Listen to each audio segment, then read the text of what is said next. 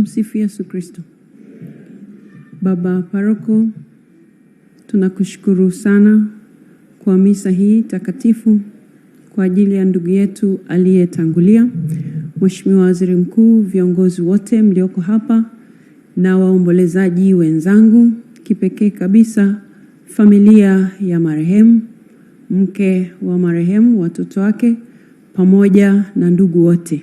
Poleni sana na msiba huu mkubwa ambao umetupata. Na sisi wote tulioko hapa, pamoja na kwamba tunamwombea baba yetu, kaka yetu apumzike kwa amani, na nyinyi tunawaombea mpite salama katika jambo hili ambalo Mungu ameliruhusu lipite kwenu wakati huu. Hatuna wasiwasi, atawapitisha salama. Tutaendelea kuwaombea. Ndugu waombolezaji wenzangu, mengi yamesemwa hapa na najua orodha ni ndefu ya watu wa kuzungumza na tumeambiwa muda umekwenda sana.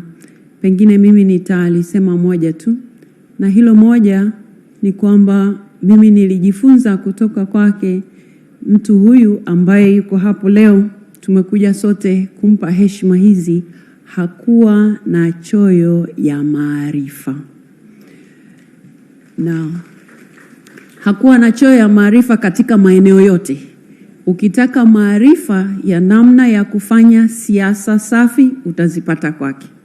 Ukitaka maarifa ya namna ya kutokuwa mwizi, utajifunza kwake.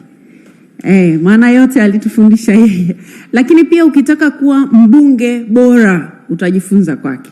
Na ukitaka kuwa mbunge wa muda mrefu kama yeye alivyokuwa, utajifunza kwake. Na hakuwa na choyo, kwa maana ya kwamba katika hayo maeneo machache niliyoyataja angeweza kukueleza kama ungetaka. Kwa wale wachache ambao walikuwa akikuona tu labda unaenda ndivyo sivyo, atakuita yeye mwenyewe akwambie, hebu njoo kaa hapa. Tunaenda hivi, tunaenda hivi, tunaenda hivi. Ukitaka kufanikiwa jambo hili, nenda hivi.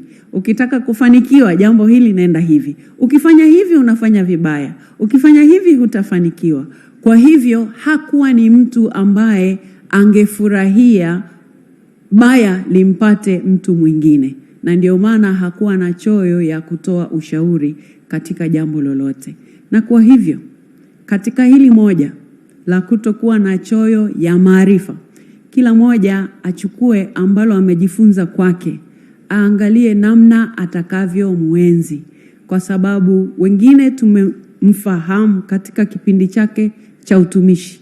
Kila mmoja wetu amejifunza kulingana na yeye alivyokutana naye.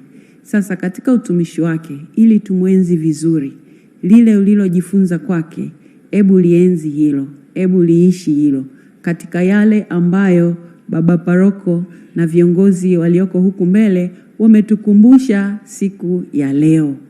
Wametukumbusha siku ya leo na sina haja ya kuyarejea.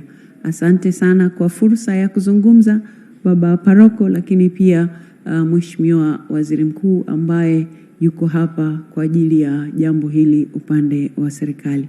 Asanteni sana kwa kunisikiliza. Poleni sana familia.